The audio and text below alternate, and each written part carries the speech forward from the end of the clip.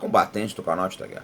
No vídeo de hoje nós vamos falar sobre o aumento da capacidade da guerrilha Houthi em atacar alvos no Mar Vermelho, Bab el-Mandeb, Golfo de Aden e Mar Arábico. Mas antes de iniciar eu queria dizer para vocês que eu sou o comandante Robinson Farinazzo, militar da reserva da Marinha, e esse aqui é o canal Arte da Guerra, um veículo de análises militares estratégicas e geopolíticas com enfoque profissional. Dito isso, você que está chegando agora, se quiser nos ajudar, se inscreva no canal, dê o seu like, comente, compartilhe em todas as suas redes sociais. E se você puder dar o super sticker, o super chat ou se tornar membro do clube de canais, você contribui aí para que o algoritmo nos ache com mais facilidade. Dito isso, vamos ao vídeo de hoje. Bom, existe uma certa confusão, né? Porque os Houthis fizeram vários ataques ao mesmo tempo.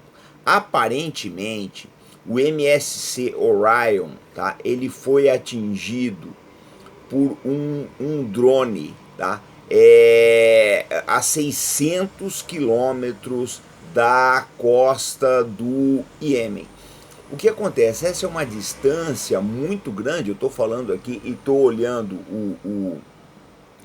o Associated Press, né, para a gente saber também direito o que foi que aconteceu, porque além do Orion foi atacado o Cyclades também. Esse parece que foi por míssil. Então uma certa confusão, ainda não dá para saber o que atacou quem.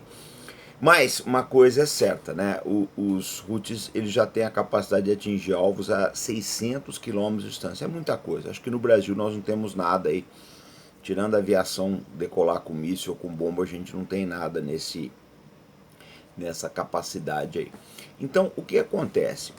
A Marinha Americana ela já está lá há mais de 6 meses aí, ela não consegue deter esses ataques. Toda hora os americanos falam, nós derrubamos um drone. Tudo bem, derrubou um drone, um míssil, derrubaram um monte de coisa. O problema não é esse, o problema é que os armadores já não têm mais confiança e uma boa parte do tráfego, conforme eu já falei diversas vezes aqui para vocês, está dando uma volta de 30 mil quilômetros ali no Cabo da Boa Esperança, na África do Sul. Ou seja, isso tem um custo muito grande aí para a navegação. Fora o impacto que eu já falei várias vezes aqui em Israel, o porto de Eilat, né, tá às moscas, porque é o porto que daria acesso pelo Mar Vermelho, e muita gente está sendo despedida, né? Essa capacidade de ataque dos Houthis é preocupante, por quê? Porque os Estados Unidos não tem como desalojá-los dali. A Arábia Saudita enfrentou esse pessoal por quase uma década, uma coalizão de países, entrou o Egito, entrou vários Emirados Árabes, aí vários países não conseguiram nada.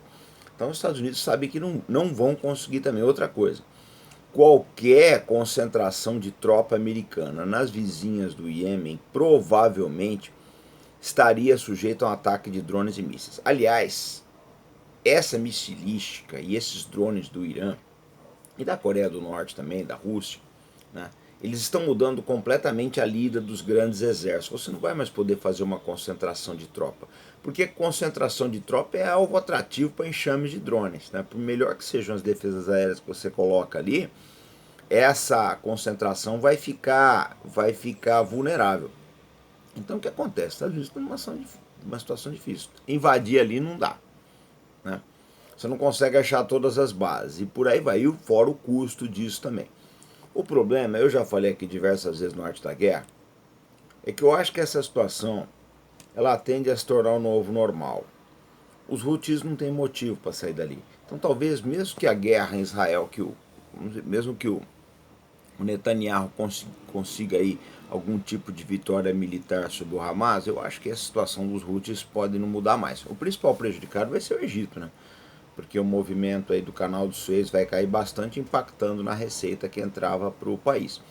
Mas eu acho que se não houver qualquer acordo de Israel que favoreça os palestinos, os Houthis eles não vão mais alterar essa postura e a tendência no futuro o canal do Suez viver grandes dificuldades, isso se não acabar se tornando irrelevante. Enfim, essa situação do Oriente Médio começa lá em outubro, né, com o dilúvio de Al-Aqsa, ela já contaminou o mundo inteiro. Por que eu estou falando isso? Tem dezenas de universidades nos Estados Unidos que estão rebeladas, né? Os estudantes estão em uma situação de insurreição, muitas prisões, aí se fala em mais de 500 prisões, 200 a 500 prisões, E a popularidade do presidente Biden está caindo muito, essa que é a verdade, né?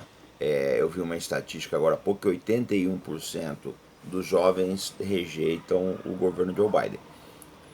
Logo eles vão ter uma convenção do Partido Democrata também, que vai ser em Chicago, uma cidade que tem uma lembrança muito ruim para o partido, porque em 1968, no auge da Guerra do Vietnã, as manifestações aí se tornaram muito violentas na cidade de Chicago. Quer dizer, passados aí, né, 50 e poucos anos, a história se repete. E o Biden está numa situação difícil. Talvez, a gente sabe que o Netanyahu está indo pro buraco, né? Aí uma ameaça latente aí do Tribunal Penal Internacional emitiu um mandado de prisão contra ele. O problema é que ele está levando o Biden junto. Essa aqui é a verdade. O Biden, eu falei logo no começo dessa guerra, falei, ó, o Biden errou muito em se precipitar indo em Israel. Ele acabou ligando a cara dele à crise. Então, o que a gente tem nisso tudo? Uma situação que só piora, né? Hoje o presidente da Colômbia, Gustavo Petro, anunciou que ele vai romper relações com Israel. Então Israel está vivendo uma situação cada vez mais complicada, né? O acordo com o Hamas fica naquela situação, não sai. O Hezbollah continua bombardeando cada vez mais o norte de Israel. E o que é pior, né? Eles estão perdendo, os israelenses estão perdendo apoio no sustentáculo de Israel, que é os Estados Unidos.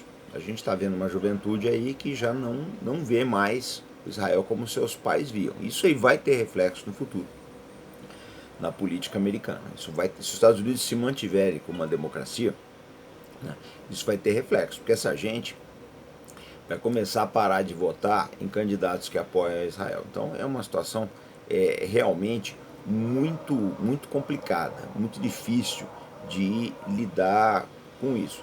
Há alguma perspectiva para isso? Não. Porque mesmo que o presidente Donald Trump ganhe a eleição, né, o ex-presidente ganhe, que hoje a possibilidade é muito grande. Tá muito grande. O Biden está dando a eleição de presente para o Trump, essa que é a verdade. Mas eu não sei como é que ele vai lidar com isso. Lidar com duas guerras, né, na verdade.